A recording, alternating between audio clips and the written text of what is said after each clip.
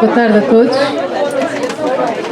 Começo por agradecer a vossa presença em nome da Tinta da China.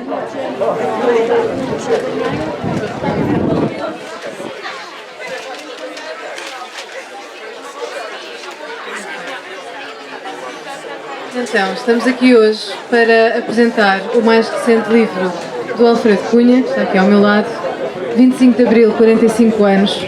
É uma edição muito especial porque reúne as fotografias que o Alfredo Cunha fez no dia 25 de Abril.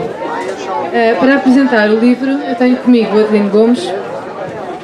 Passo brevemente a apresentar. É o autor do texto, exatamente. O Adelino Gomes é um jornalista histórico da imprensa portuguesa, com quem a Tinta da China, de resto, já publicou também um livro, Os Bastidores dos Telejornais. É autor de muitos outros livros e fez a cobertura do 25 de Abril para a Rádio Renascença.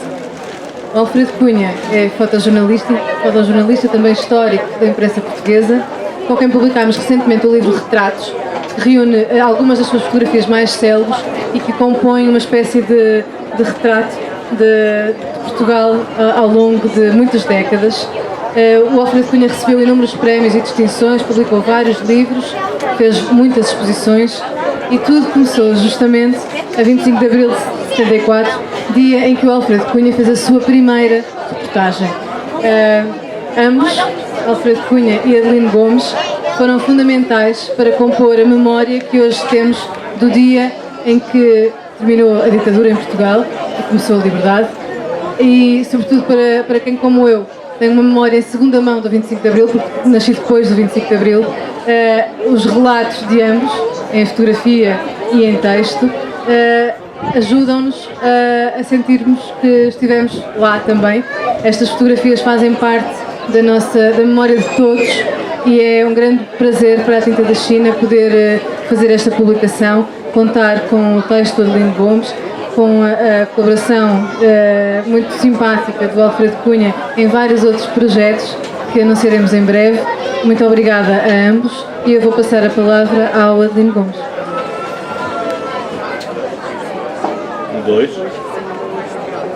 Muito boa tarde. Em primeiro lugar, quero agradecer à Tinta da China este convite, que muito me honra porque é uma editora para a qual eu fiz um livro que me tocou muito e da qual estou devedor porque contratámos verbalmente uma outra obra e eu estou devedor há 4 anos porque ainda não a entreguei, mas entregarei. Nós continuamos à espera. Por outro lado, é uma editora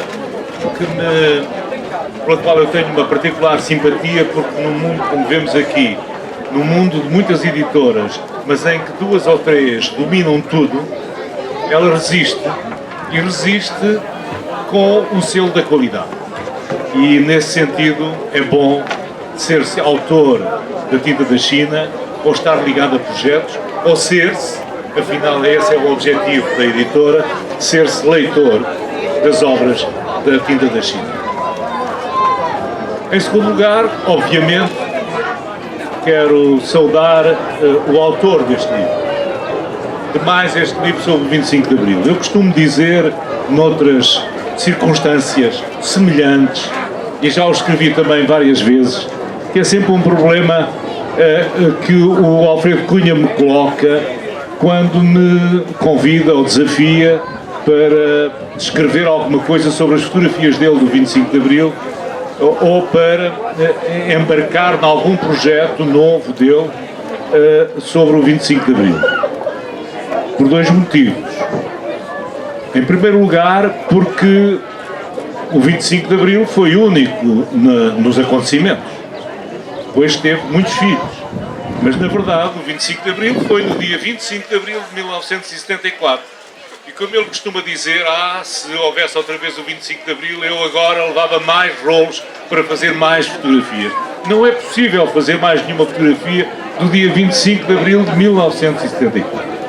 E isso torna especialmente valioso o trabalho do Alfredo Cunha como o trabalho também das 2 dezenas de fotógrafos, porque foram 2 dezenas, eu contei-os um a um. Há um livro de junho de 1974, maio, junho de 1974, em que os fotógrafos do dia 25 de abril de 1974, profissionais, se juntaram e cederam as suas fotografias para esse livro.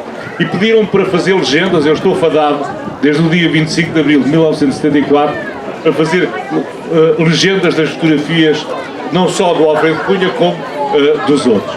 E então, esses 20 fotógrafos fizeram realmente um trabalho. Eles são, para mim, e digo, sendo, digamos, entre aspas, concorrente deles, eles foram os verdadeiros cronistas do 25 de Abril. Foi a fotografia, foi o grupo de fotógrafos, e eles são 20, mais os outros que estavam por sua conta e risco, mas esses 20 profissionais são verdadeiramente, e para a história, os cronistas daquele dia. As fotografias dos 20 magníficos repórteres portugueses de 1974, 25 de abril de 1974, têm resistido a este tempo todo.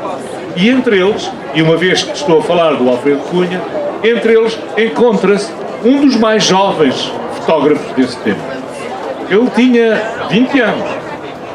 Tinha começado há pouco tempo, embora tivesse sido até gerado e depois tivesse crescido no ambiente da fotografia, ele tinha ido para o século pouco antes.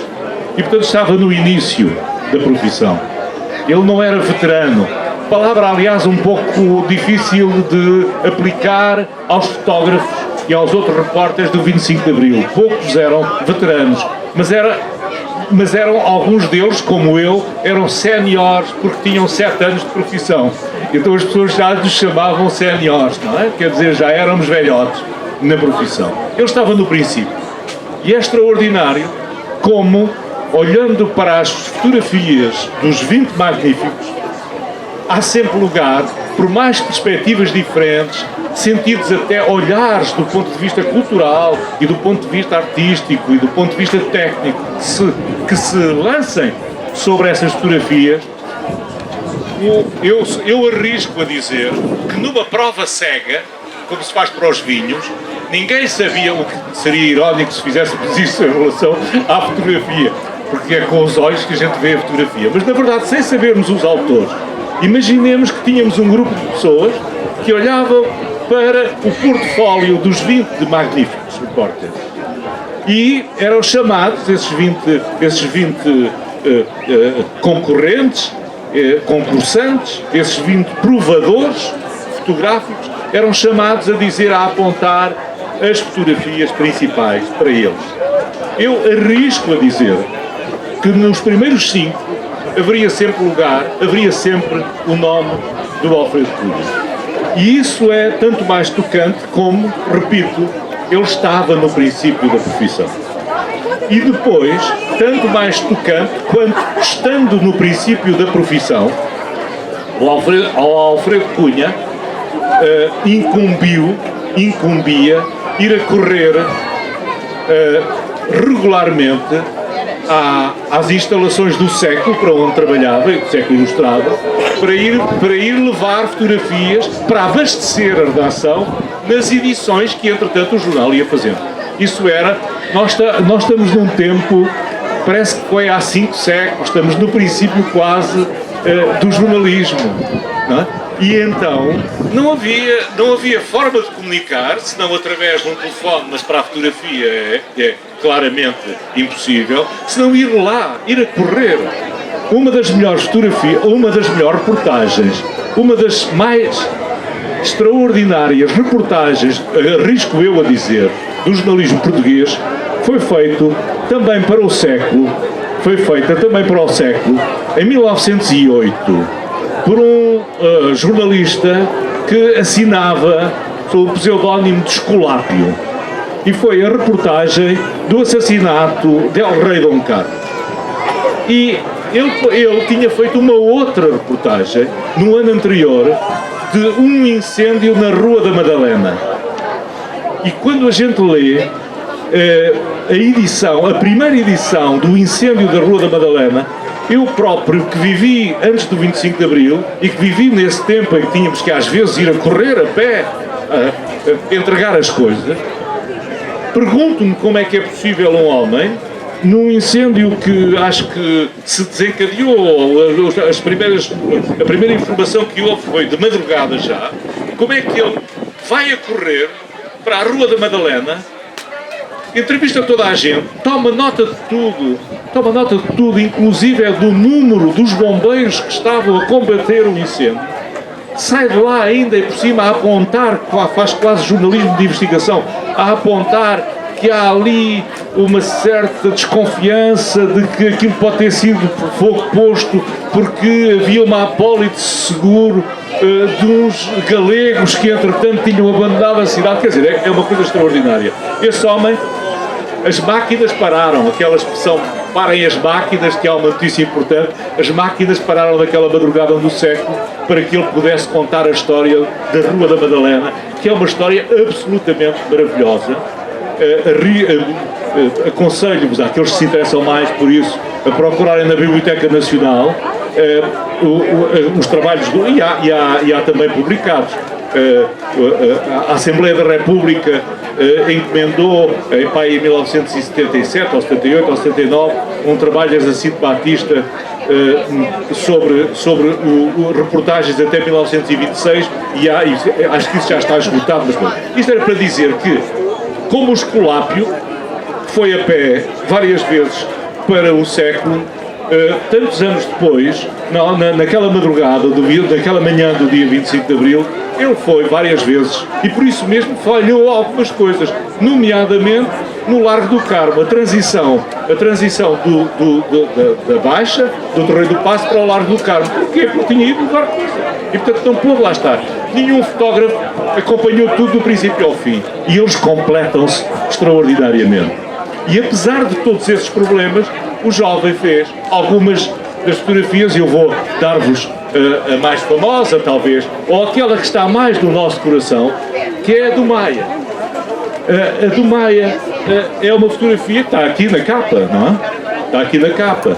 E que deu origem, talvez também para mim, ao mais belo editorial que foi feito sobre o 25 de Abril no Jornal Português.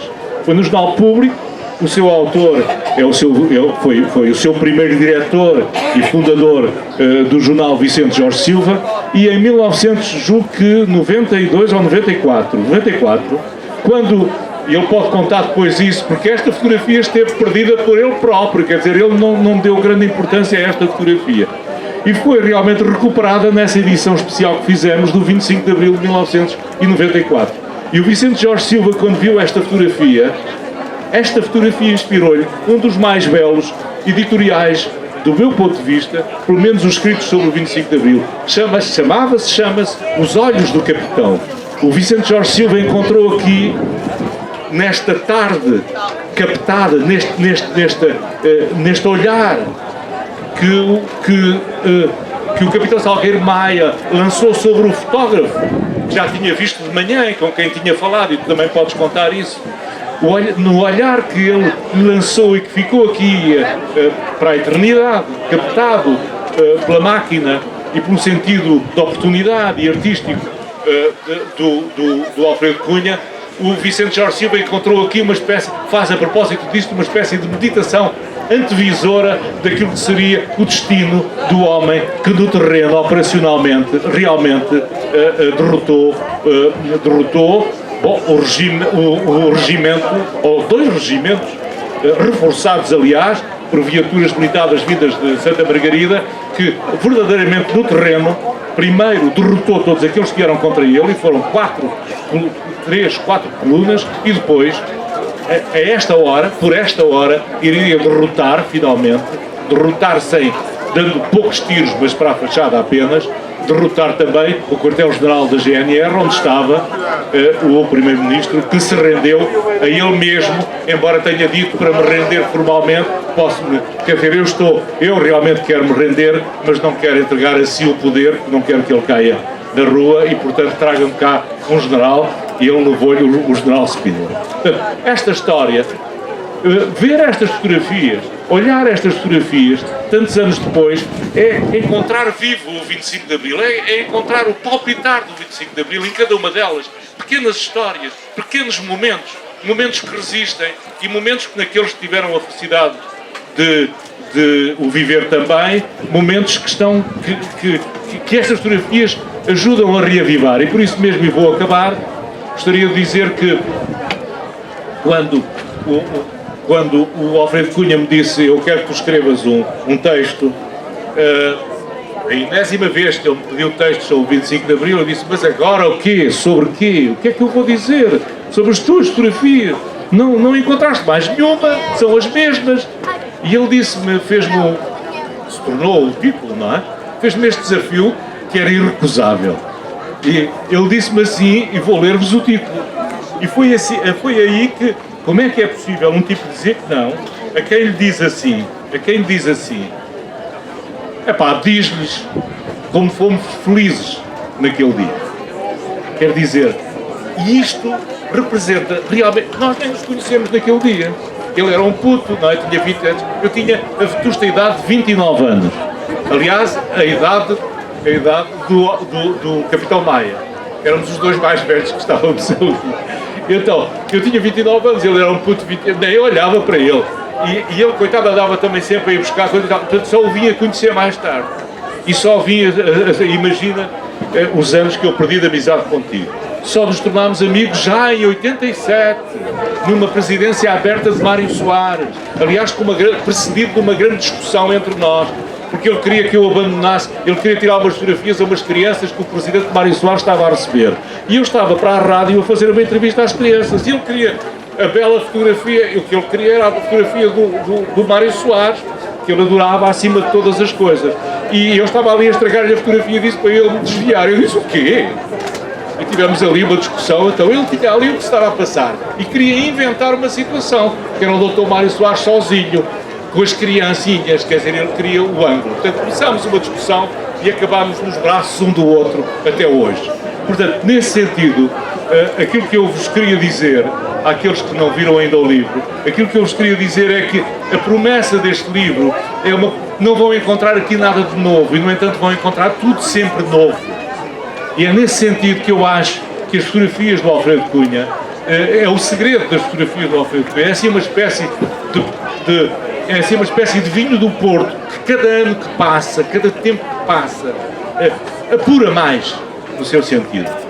Ele é um dos, para mim, um desses 3, mas vá lá, pronto, ser 5 fotógrafos do 25 de Abril, é nesse top 5 do 25 de Abril que estão as suas fotografias, mas sobretudo o que está é uma coisa que ele depois descobriu e eu também, porque não foi só nesse dia, quer dizer, foi nesse dia, ao fim da tarde, ao fim do dia, não é? Que é, mas quão felizes fomos nós naquele dia. E nós temos a vantagem, desculpem, aqueles que não o fizeram militarmente, nem aqueles que não estavam lá, é que nós tivemos a felicidade de também ser jornalistas nesse dia. E realmente o ser jornalismo é uma responsabilidade, mas é uma felicidade ao mesmo tempo. Estarmos lá no 25 de Abril, a vivê-lo como os outros, mas a obrigar-nos a nós próprios a ter a contenção, aquela distância crítica tão impossível de se manter ou de se criar, mas sempre necessário que a gente tente fazê-lo. E viver isso tudo tornou, para mim, que estive em muitos outros sítios, tornou aquele 25 de Abril muito especial. Porque, como tenho dito, muitas vezes, aconteceu-me isso em vários sítios, nós estamos a viver um acontecimento, estamos a relatar um acontecimento e gostávamos que o Benfica, se fomos do Benfica, ou o Sporting, se somos do Sporting, metesse um golo, não é? E às vezes acontece, eu penso que todos os ouvidos que estão aqui podem ouvir isto, porque isto é o grau mínimo da má educação. Acontece-nos muitas vezes aquilo que aconteceu a um célebre relator desportivo, que foi um dos grandes relatores desportivos, sobretudo de hóquei e patins, mas também de futebol, que é o Amadeu José de Freitas. Não sei se os mais velhos se lembram, Amadeu José de Freitas, a quem eu conheci depois na televisão. Mas o José de Freitas era um dos, com o Artur Agostinho, claro, e com um outro quadro, o Raposo, foram os grandes relatores desportivos da minha infância e da minha adolescência. E então ele parece que era do Benfica. como parece que o Artur Agostinho era o Sporting. E, portanto, imaginem, quando era um Benfica Sporting, como é que cada um destes monstros do relato desportivo se aguentavam, mantinham aquela distância crítica. Não podem estar a deixar as suas emoções. E então há um dia, o Amadeu José de Freitas, que era o mais rápido que o Artur Agostinho, relata aquela jogada, não é? E a jogada termina com um gol, merda, gol. Porque tinha sido um gol sobre o Benfica. E, portanto, às vezes escapa-nos um merda no meio dessa tentativa de sermos verdadeiramente distantes do acontecimento. O 25 de Abril não foi necessário. Eu não acredito que nenhum repórter dos que lá estavam tenha tido alguma vez o ato falhado de dizer merda ou viva. Porque cada viva que cada um de nós quereria dizer era dito pelas pessoas. E, portanto, o relato, o repórter o que dizia. E eu tive essa experiência de, nas várias horas que me foi dado estar ao microfone, que me foi emprestado. Eu digo sempre o nome deles porque o microfone não me pertencia. Era o Paulo Coelho e o Pedro Laranjeira, do programa Limite, que me emprestaram o microfone. E estive com eles aquelas horas. Eu nunca senti necessidade, nunca tive que me policiar no sentido de dizer ser objetivo. Porque a objetividade máxima, o ser fiel àquilo que estava ali a ser dito, era aquilo que cá dentro, era aquilo que se eu pudesse pedia que as pessoas dissessem. As pessoas diziam, viva a liberdade, logo às 10h30 da manhã, no Terreiro do Paço. Ou diziam depois, vitória, vitória, no Largo do Carmo. E aplaudiam. E quando a coluna do Maia ia a subir para o Chiado, a certa altura, houve-se lá ao longe, nós estávamos em cima de uma viatura, e houve-se ao longe qualquer coisa que eu não percebo, e perguntam a um deles, o que é que as pessoas estão ali a gritar? E ele diz assim, abaixa a guerra colonial. Portanto, tudo aquilo que tu pudesses gostar, querer, que se pudesses dissesse agora grita abaixo a guerra colonial. As pessoas gritavam a guerra colonial, tu nunca precisavas de ir à frente deles, tu ias atrás deles. A tua maior realização profissional era ser-se objetivo, era repetir o que eles estavam a dizer, era contar aquilo, porque aquilo acabava afinal por ser vitórias sucessivas do Salgueiro Maia. Ele ganhou sucessivamente sobre aqueles que e portanto isso é extraordinário, e por isso como é que eu havia de resistir a este desafio? Diz-lhes como fomos felizes naquele dia. Obrigado.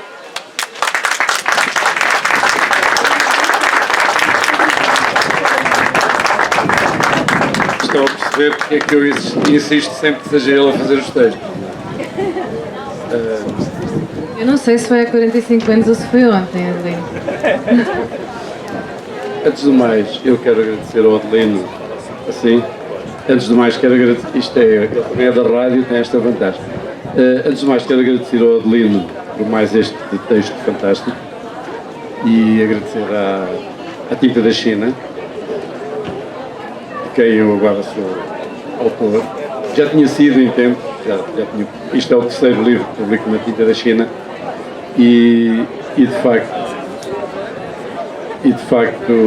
já temos outro projeto a sair, em breve daremos notícias dele depois. Agora, voltando ao 25 de Abril, este número, os 45 anos, é um número quase redondo, nós aproveitamos sempre os números redondos para a publicação dos livros, e como o Adelino diz, ele não traz nada de novo, mas traz uma coisa que eu acho que é muito importante. Aqui é um livro bastante democrático, é um livro que pequenino, ao contrário de todos os outros que fiz até agora, que são livros grandes. É um livro pequenino, é um livro fácil de ver, fácil de manusear, e é um livro também relativamente barato, acessível, e por isso era importante fazê-lo. Um dia, Adelino, ainda devemos fazer um livro a sério sobre 25 de Abril.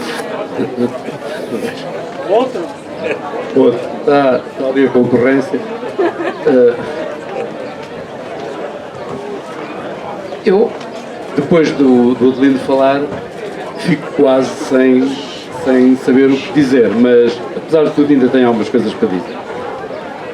Eu não resisto a falar da história desta fotografia que está aqui. Esta fotografia é uma fotografia que, ao contrário do que o Adelino disse, que ele não sabia, eu sempre gostei dela.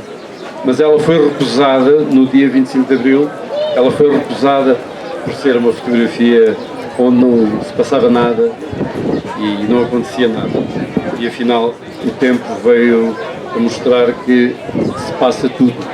E como o Adelino disse atrás, o Vicente Jorge Silva escreveu um texto que se chama Os Olhos da Capitão, recuperou esta fotografia e de certa forma foi ele que a tornou famosa e foi ele que a tornou conhecida. Porque ela teve 20 anos esquecida e tem uma história. Esta fotografia tem uma história que eu vou contar agora a seguir. O Capitão Salgueiro Maia, a determinada altura, dá uma conferência de imprensa no Largo do Carmo, em frente ao quartel. Dá uma conferência onde está a explicar, conferência a que eu não assisti, que estava nas minhas idas e vindas para o século, como era o mais novo e era o que corria mais, me tive que ir várias vezes. E então estava nas minhas idas e vindas e no regresso apanho o fim de uma tal conferência de imprensa muito importante que eu tinha que fotografar. E cheguei lá, já não havia conferência de imprensa, então Salgueiro Maia parou a olhar para mim e disse assim, pronto, assim com um ar, ele não disse nada, mas no fundo estava-me a dizer, vá, faz lá a foto. Ele olhou para mim, eu olhei para ele, fotografei, agradeci e ficou a foto. Quando cheguei ao século, disse, pois, chegaste atrasado, falhaste a conferência de imprensa, não é? E a foto ficou esquecida durante 20 anos. Mas o tempo veio-nos dar razão e ela está aqui e tornou-se um dos símbolos. Eu costumo dizer, a foto já não é minha, já não sei de quem é. Mas tornou-se de facto um dos símbolos do 25 de Abril. Há muitos outros, como o Adelino disse, havia 20 fotógrafos nesse dia. Todos têm a sua foto do 25 de Abril, eu tenho a minha, todos têm a sua versão, eu tenho a minha. A minha versão, que eu considero uma versão, não digo limitada, mas é a versão de um jovem repórter de 20 anos, não é?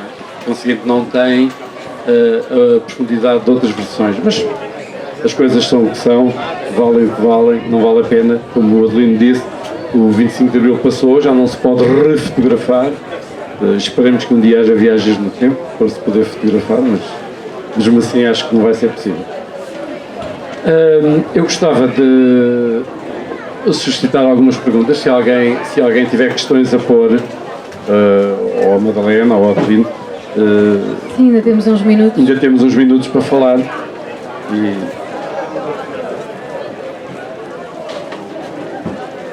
Obrigado pelas histórias, principalmente para os mais novos, que se calhar não vão ter a oportunidade de daqui a uns anos ouvir as histórias pela primeira pessoa. Eu queria perguntar se podia nos dar a sua versão do olhar do Salgueiro Maia nessa foto. Qual é a interpretação que tem do olhar dele? O olhar dele é um olhar, para mim, e foi isso que me suscitou a atenção, o olhar dele é um olhar de um homem que tinha andado na guerra. É o que foi, na altura, foi o que eu vi. O olhar de Salgueiro Maia era a forma como ele olhou era o olhar de um homem que tinha andado na guerra.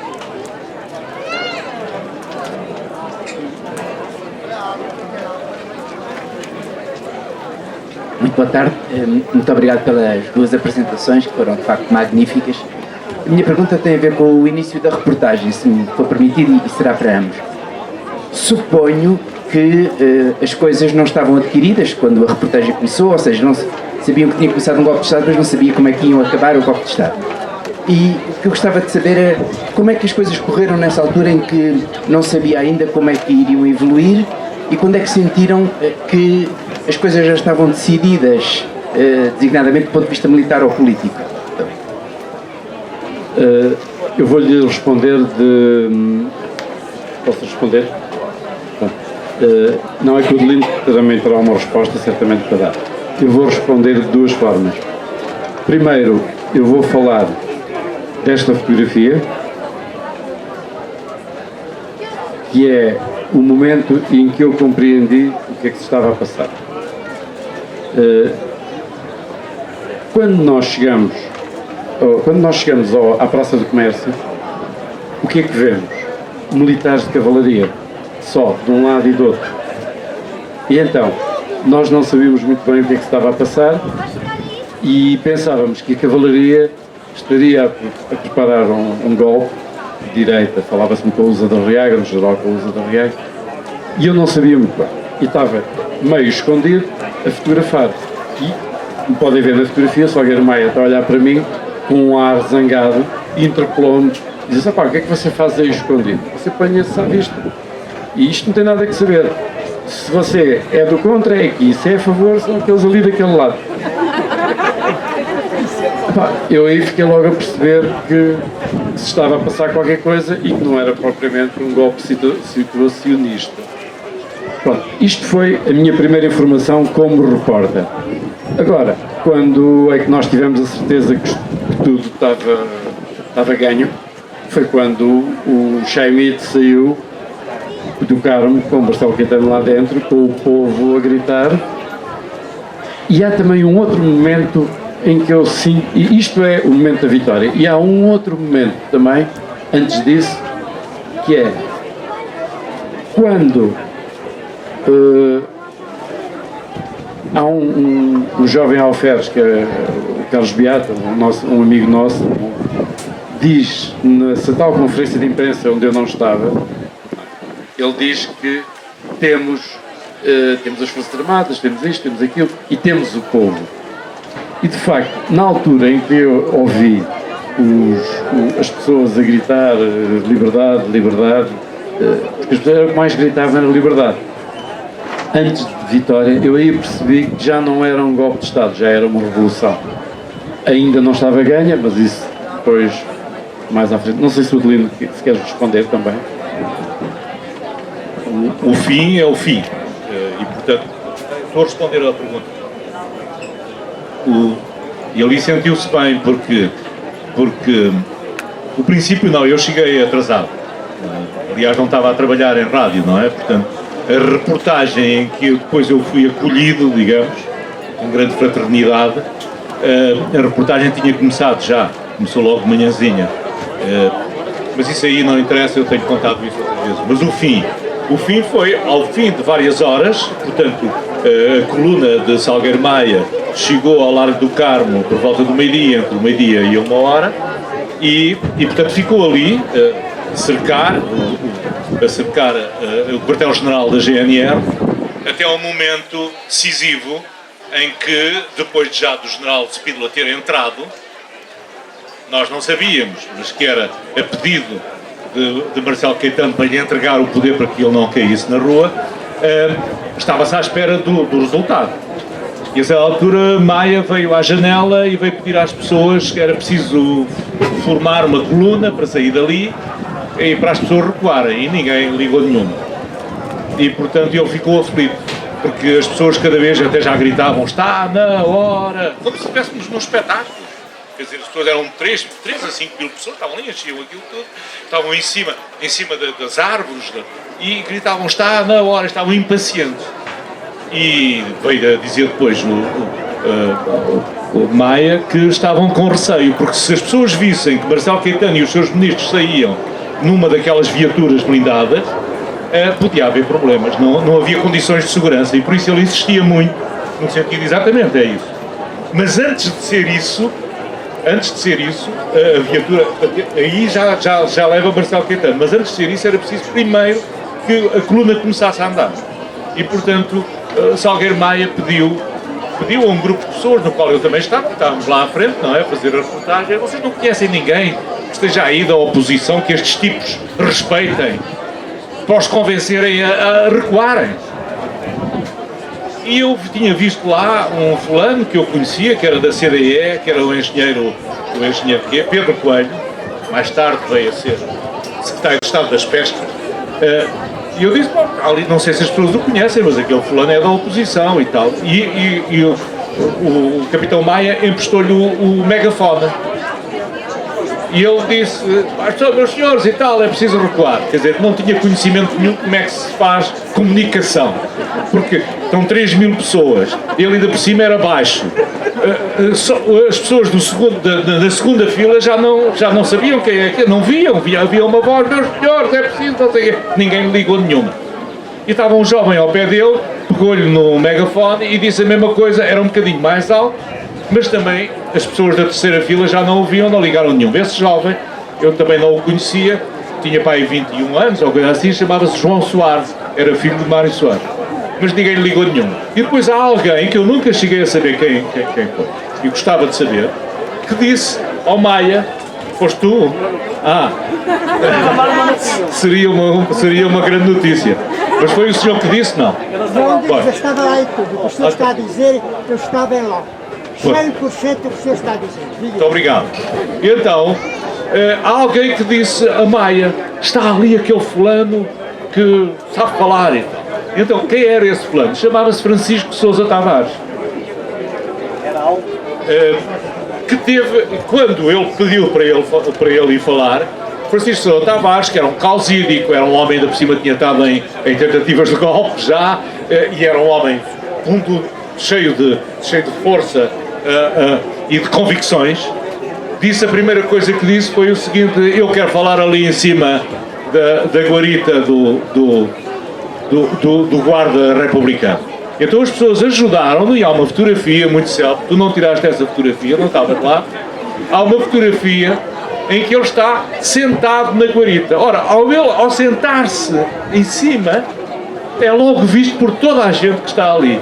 Primeira condição para que, se por exemplo nós estivéssemos aqui a falar e nós não tivéssemos, porque é que estamos num estrado? Que é para as pessoas nos verem, não é?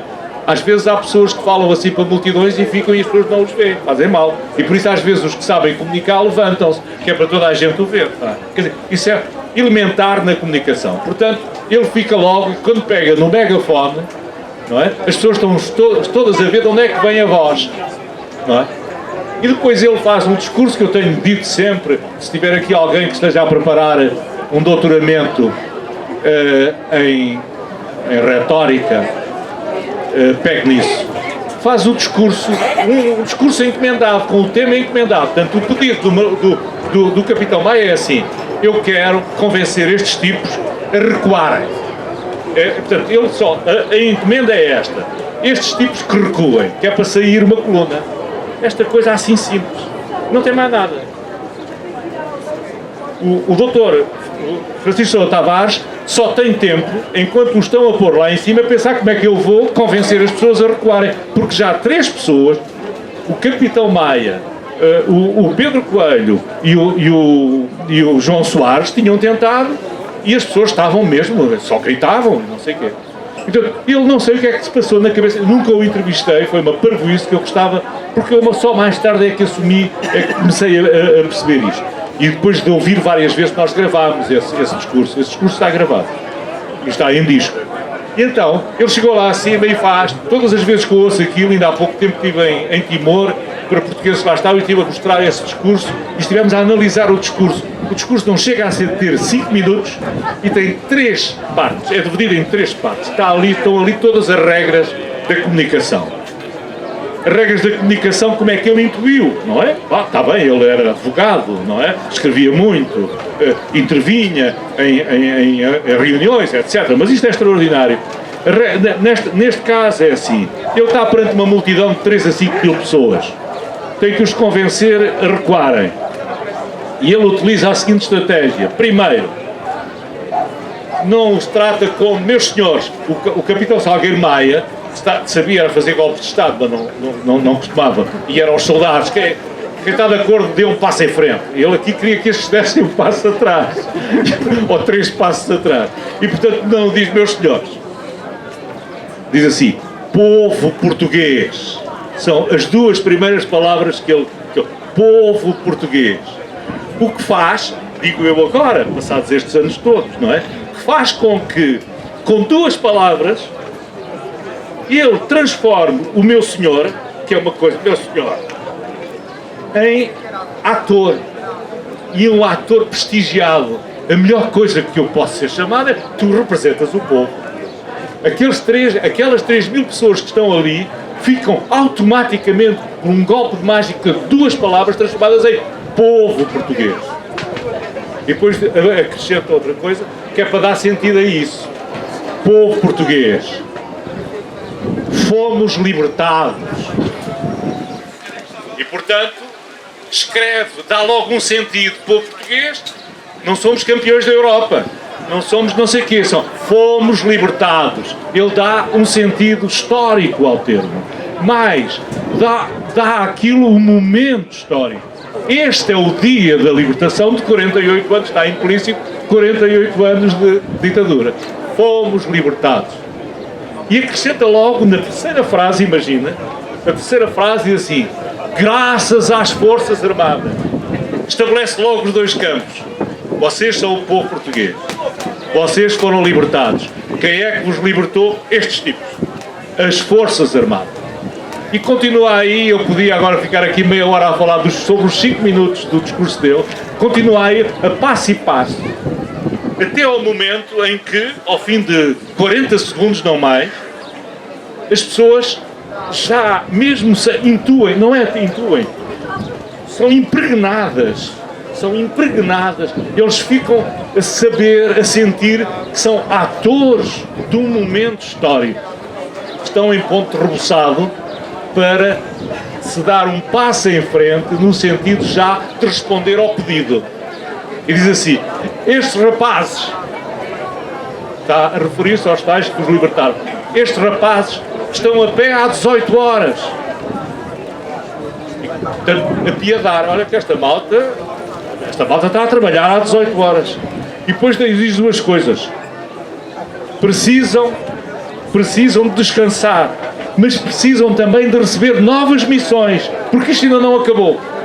E então, as pessoas que sentiram que já foram investidas em atores do processo, que eles já são atores ao lado das Forças Armadas, dão-lhes também: vocês não podem estar a impedir que estes rapazes continuem a libertar o povo português, a sua missão. E depois vai continuar, e quando as pessoas estão em ponto rebuçado, ele diz assim: é preciso evacuar esta praça. É preciso evacuar. Portanto, ele já estava, demorou 2 minutos a chegar aqui, ou 2 minutos e meio a chegar aqui. Mas tem que dizer, não pode ficar ali eternamente. Não? As pessoas já gritaram vários vivas, mas diz aquilo que é o mais difícil. É preciso evacuar esta. E a malta fica em silêncio. Não está ainda convencida. E aí ouve-se uma voz, no meio do silêncio, daquela indecisão: está bem, tu estás-nos a agradar, mas estás-nos a pedir uma coisa muito difícil, então agora a gente vai-se embora, nós queremos agora, é preciso evacuar esta praça. E aí ouve-se uma voz que diz assim: o general à janela e a malta vai embora. Quem é que era o general? Era o Spínola, que tinha entrado e nunca mais tinha saído. E eles diziam assim: será que ele morreu? A gente não sabe o que é que está a passar lá fora. E eles já estão a participar no golpe de Estado, porque eles já estão em revolução. Então não vão abandonar o terreno da revolução sem saber se o homem que foi lá dentro com o Maia foi assassinado. É uma coisa, eu podia dizer-vos mais, podia dizer-vos que isto é tão extraordinário. Foi assim exatamente que o nosso maior cronista, o maior cronista da história de Portugal, chamava-se Fernão Lopes, e contou na sua crónica de Dom João I, contou, acho que é no capítulo 10º ou 11º, contou o que se passou no dia 6 de dezembro de 1383, quando o povo de Lisboa foi chamado ao Paço da Rainha porque queriam matar o mestre David. E foram todos a correr para lá. E quando chegaram lá, as pessoas disseram: pronto, já não há problema nenhum, porque eles tinham sido enganados, fake news. Quer dizer, foram chamados lá porque não se sabia se o mestre podia ser morto, mas na verdade foi o mestre que foi matar o Conde de Andeiro. E quando as pessoas chegaram lá, já o Conde de Andeiro tinha morrido. Eu vou já calar-me. E então vêm os apoiantes do mestre dizer assim: não há problema nenhum, pronto, já está tudo resolvido. E eles falaram: não senhora, não está. E começaram a trazer coisas e queriam arrombar a porta. O Fernão Lopes descreve aquilo tudo muito bem, queriam arrombar a porta. E veio um flantal a dizer assim, não, vamos embora, o mestre está vivo. E ouve-se uma voz e diz assim, o mestre à janela, nós vê-lo-emos e vamos embora. Imaginem, 600 anos depois, a poucos 2 km ou 3 km dali, num dia igualmente histórico, há uma voz de um lisboeta ou de alguém que estava em Lisboa e que diz o mesmo que foi dito em 6 de dezembro de 1383. O general à janela e a malta vai embora. E na verdade, a partir daí, mas isso demorava mais uma hora a contar, aí, os 3 minutos seguintes, aí de novo o Francisco de Tavares pega nisso de uma forma extraordinária e diz assim, vocês têm razão, mas ninguém pode garantir que estejam criadas nesta praça as condições necessárias para que o nosso general venha à janela. Porque temos informações de que há PIDs e não sei o que, e começa outra vez, e, portanto, e aí já é baixa PID, e desvia outra vez a atenção e aquilo termina com as pessoas a recuarem um pouco, até que depois, quando sai a coluna, então já está tudo. Portanto, é neste sentido que aí, quando a coluna saiu, só para responder à sua pergunta, demorou meia hora, quando a coluna saiu, nós que estávamos com o microfone dissemos, acabou, este capítulo acabou, e saímos e fomos para a Rádio Renascença. Agora no final.